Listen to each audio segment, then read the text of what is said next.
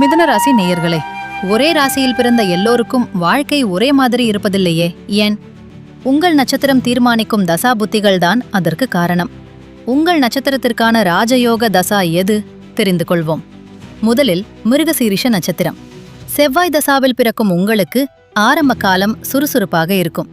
அடுத்து வரும் 18 ஆண்டு கால ராகு தசா கல்வி மற்றும் வெளிநாட்டு தொடர்புகள் மூலம் பெரிய மாற்றங்களை தரும். ஆனால் உங்கள் வாழ்வின் பொற்காலம் என்றால் அது குருதசாதான். கௌரவம், பதவி என உங்களை உச்சத்துக்கே கொண்டு செல்லும். அடுத்து திருவாதிரை நட்சத்திரம்.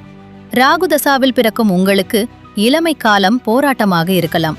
ஆனால் குருதசா வந்தவுடன் உங்கள் அறிவாற்றல் உலகிற்கு தெரிய வரும். 19 ஆண்டுகள் நீடிக்கும் சனிதசா ஆரம்பத்தில் உங்களை சோதித்தாலும் இறுதியில் நிலையான சொத்துக்களையும் தொழில் யோகத்தையும் வாரி வழங்கும். மூன்றாவதாக புனர்பூசம்.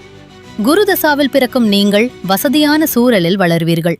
வாலிப வயதில் வரும் சனிதசா உங்களை பொறுப்பானவர்களாக மாற்றும். உங்கள் வாழ்க்கையின் மாபெரும் வெற்றி புதன் தசாவில்தான் காத்திருக்கிறது. எழுத்து மற்றும் வியாபாரத் துறையில் நீங்கள் கொடிகட்டி பரப்பீர்கள். பொதுவாக மிதுன ராசிக்கு புதன், சுக்கிரன் மற்றும் சனிதசா யோகமானவை. செவ்வாய் மற்றும் சூரிய தசாக்களின் போது மட்டும் ஆரோக்கியத்தில் கவனம் தேவை. தசா மற்றும் புத்தி பலன்கள் என்பது பொதுவானவை. ஆனால் லக்னம் மற்றும் கிரகங்கள் நின்ற வீடுகளின் அடிப்படையில் இவை ஒவ்வொருவருக்கும் தனித்துவமாக மாறும்.